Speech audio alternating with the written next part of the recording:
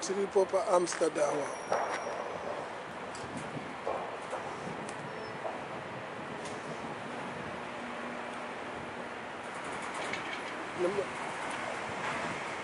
Madhachi nemabhasikoro avo.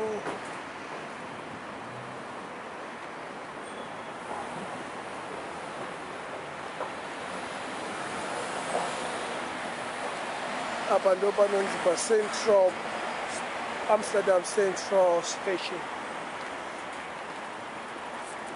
Okay. Right on.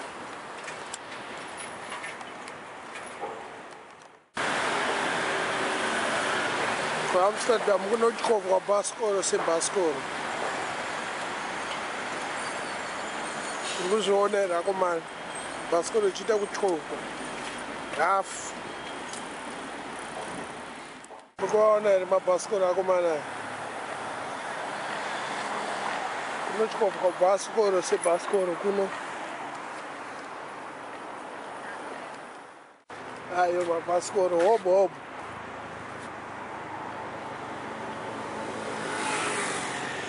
Mawanda.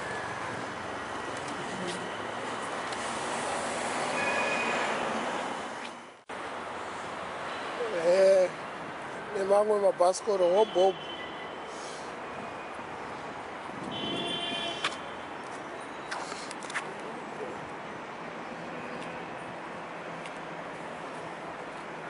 Hobo mabhasikoro ayo.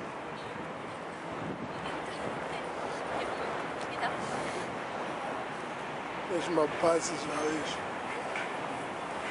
But kwakawandisa mvura manje. Pese pese pane mvura. Itonazi ka ipinda nevhati. Ende mabhasikoro acho usafunga kuti maspecial ka. Ona kuti mabhasikoro zvimwe zvakatanga kuora. Haasi kana special bhasikoro. Zvimwe zvinenge zvimabhasikoro zvakudhara. Aizia.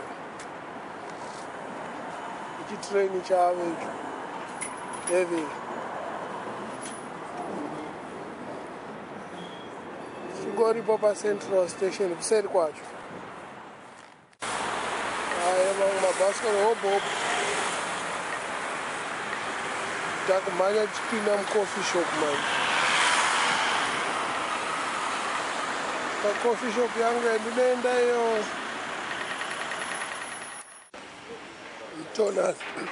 Tonas.